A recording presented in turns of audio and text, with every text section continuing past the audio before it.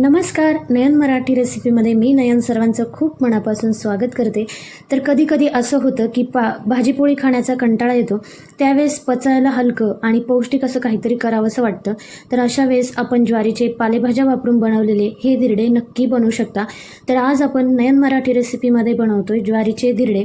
करायला रेसिपी अगदी सोपी आहे आणि खायलाही तितकीच टेस्टी आहे. रेसिपी सुरू करतोय, पण त्याआधी एक निवेदन आहे. नयन मराठी रेसिपी या चॅनलवर नवीन असाल तर चॅनलला सबस्क्राईब करा आणि व्हिडिओ खालील घंटीचं बटन दाबायला विसरू नका. आज आपण ज्वारीच्या पिठाचे धिरडे बनवतोय. तर त्यासाठी मी ही वाटी तुम्ही बघू शकता, ह्या वाटीने 2 वाट्या इथं ज्वारीचं पीठ घेतलं. आता तुमच्या मेंबर्सनुसार तुम्ही ह्या पिठाचं प्रमाण कमी जास्त करायचं आहे. तर 2 वाट्या ज्वारीचं पीठ घेतले, तर त्यासाठी घरातली एक छोटी वाटी भरून मी इथं गव्हाचं पीठ घेतलंय. 1 वाटी बेसन पीठ घेतलंय. त्यानंतर 2 चमचे तांदळाचं पीठ घेतलंय. आता बेसन पीठ आणि गव्हाचं पीठ हे आपण ज्वारीच्या पिठाला बाइंडिंग कमी असतं, त्यामुळे आपण हे पीठ वापरणार आहे. आणि तांदळाचं पीठ आपण आपले धिरडे थोडेसे कुरकुरीत होण्यासाठी तांदळाचं पीठ घेतलंय. त्यानंतर 1 छोटा चमचाभर ओवा घेतलाय. चवीनुसार मीठ घेतलंय. अर्धा चमचा मी इथं धणे पावडर घेतली. 1 छोटा चमचा, अर्धा चमचा हळद आणि पाव चमचा हिंग घेतलाय आणि 2 चमचे लाल तिखट घेतले. त्यानंतर 2 मध्यम आकाराचा कांदा इथं बारीक कट करून घेतला. त्यानंतर 1 छोटी शिमला मिरची बारीक कट करून घेतली.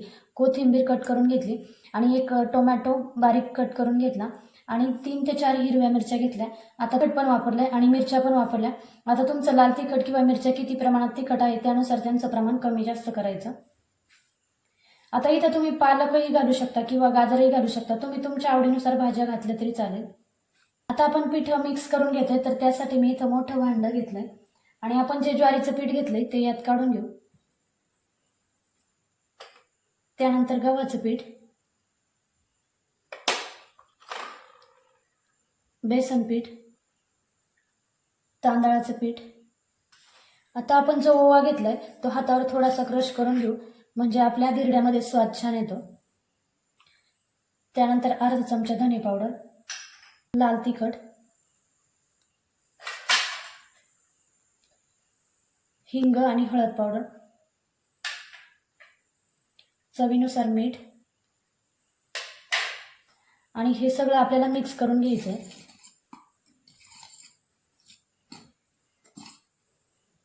कोरडं आपण सगळं मिक्स करून घ्यायचं, म्हणजे ते व्यवस्थित मिक्स होतं.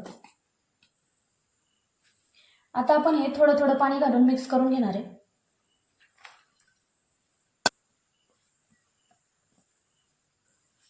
या पद्धतीने आपण पीठ सगळं व्यवस्थित मिक्स करून घेतलंय आणि कन्सिस्टन्सी तुम्ही बघू शकता. आत्ताच्या स्टेजला आपण एवढं पाणी घालून हे व्यवस्थित मिक्स करून घेतलं. आता आपल्याला जसं पाणी पाहिजे तसं आपण नंतर ऍड करून घेणार आहे, कारण आपण याच्यात भाज्या घालणार आहे. आता आपण हे 15 ते 20 मिनिटासाठी भिजवून घेऊ. त्यावेळेस आपल्याला धिरडे बनवायचे, त्यावेळेस आपण भाज्या मिक्स करून घेणार आहे आणि त्यावेळेस मग पाण्याचं प्रमाण याच्यात वाढवू शकतो. 15 ते 20 मिनिटं आपण पीठ भिजवून घेतलं. आता त्यानंतर आपण ह्या ज्या भाज्या घेतल्या त्या मिक्स करून घेऊ. आपण बाइंडिंगसाठी इथं गव्हाचं पीठ आणि बेसन पीठ घातलं होतं, त्यामुळे खूप जास्त भिजवायची गरज पडत नाही. आता आपण घेतलेल्या भाज्या यात टाकून घेऊ.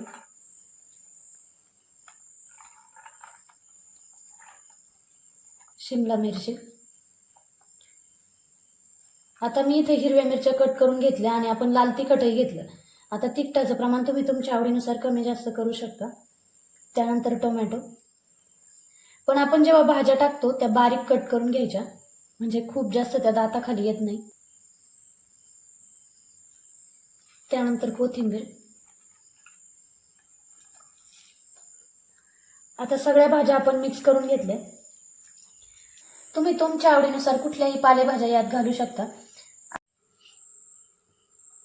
आपण घेतलेल्या सगळ्या भाज्या या पिठामध्ये मिक्स करून घेतल्या. आता ह्या पिठाची तुम्ही कन्सिस्टन्सी बघू शकता. पण ज्यावेळेस तुम्हाला धिरडे करायचे, छोट्या भांड्यात पीठ घेऊन आपण हे जेवढं पाहिजे तेवढं पाणी आपण यात घालून धिरडे करून घ्यायचे. कारण खूप जास्त पाणी एकाच वेळी घालू नका, कारण आपल्या भाज्यांना पाणी सुटतं. त्यामुळे थोडं थोडं पीठ घेऊन आपण जसे पाहिजे तसे यात पाणी घालू शकता. एकाच वेळेस सगळं पाणी मिक्स करू नका. तुम्ही जर थोड्या प्रमाणात धिरडे करत असाल तर एकदाच पीठ मिक्स करून ठेवलं तरी चालेल. आणि जर जास्त प्रमाणात असेल तर पिठामध्ये थोडंसं भाज्या मिक्स करून आणि थोडंसं पाणी घालून मग धिरडे बनवून घ्यायचे. एकाच वेळी भाज्या आणि पाणी मिक्स करायचं नाही, म्हणजे आपल्या भाज्यांना पाणी सुटत नाही आणि पीठही आपलं पातळ होत नाही. आणि सपोज जर पातळ झालं तर तुम्ही इतर पीठही त्यात ॲड करू शकता. म्हणजे बेसन पीठ किंवा मग गव्हाचं पीठ किंवा ज्वारीचं पीठ अजून घेतलं तरी चालेल. आता यानंतर आपण याचे धिरडे बनवून घेतोय. धिरडे बनवण्यासाठी मी इथं तवा गरम करायला ठेवला. हा माझा स्पेशल धिरड्यांचा तवा आहे. जुन्या वापरातला आहे, त्यामुळे याच्यावर धिरडे छान निघतात, म्हणून मी हाच तवा वापरते. तवा तापतोय तोपर्यंत आपण पीठ मिक्स करून घेतलं. आता मी एका छोट्या भांड्यात हे पीठ काढून घेतलं. तुम्ही कन्सिस्टन्सी बघू शकता. या पद्धतीची आपल्याला कन्सिस्टन्सी ठेवायची आहे, म्हणजे आपले धिरडे छान तयार होतात. तवा आपण गरम करून घेतलाय. त्यानंतर आपण तव्यावर तेल घालतोय. तुम्ही तेलाऐवजी तूप घातलं तरी चालेल.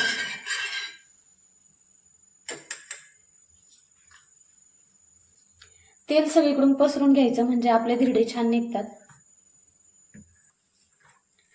तवा आपण छान गरम करून घेतलाय. आता आपण धिरडे घालून घेऊ.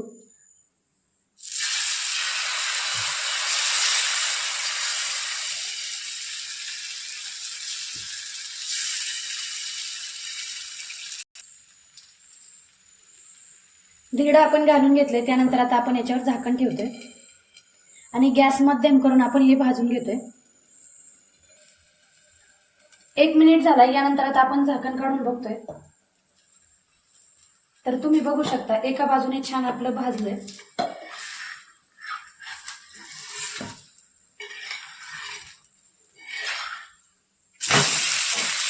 आणि पलटवून घ्यायचं. त्यानंतर आपल्या दुसऱ्या बाजूने थोडंसं तेल टाकून घ्यायचं. तुम्ही तुमच्या आवडीनुसार जाड पातळ असे धिरडे बनवून घ्यायचे. एक बाजू भाजून झाली. आता दुसरी बाजूही छान भाजून झाली, तर आपण उलटवून बघू. तर तुम्ही बघू शकता दुसरी बाजूही आपली छान भाजून झाली. आता आपण हे डिशमध्ये काढून घेऊ. तुम्ही बघू शकता अगदी छान असे ज्वारीचे आपले धिरडे तयार झाले. तर याच पद्धतीने आपण दुसरं धिरडंही करून घेऊ. आपण एक धिरडं बनवून घेतलं.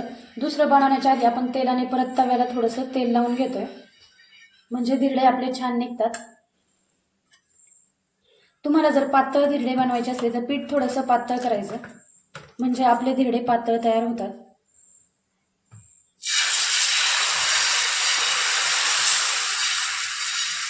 आपण धिरडे टाकून घेतलं. गॅस मध्यम करून आपण याच्यावर झाकण ठेवतोय, म्हणजे ते व्यवस्थित भाजले जातात. 1 मिनिट झालाय. आता आपण झाकण काढून बघू आणि हे उलटवून घेतोय. आधी कडा सेपरेट करून घ्यायचा, म्हणजे आपलं धिरडं छान निघतं. तुम्ही बघू शकता अगदी दुसरंही धिरडं आपलं छान तयार झालंय. थोडंसं आपण तेल याच्या कडेने टाकून घेतोय.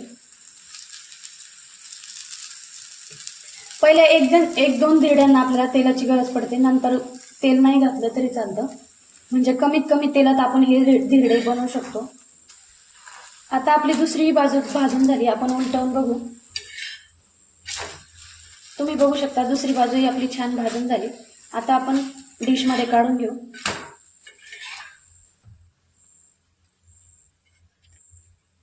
तुम्ही बघू शकता अगदी कुठेही न तुटता आपले धिरडे तयार झाले, कारण आपण याच्यात बेसन पीठ आणि गव्हाचं पीठ घातलं, त्यामुळे आपल्या ज्वारीच्या पिठाला एक बाइंडिंग छान येतं आणि आपले धिरडे असे छान तयार होतात.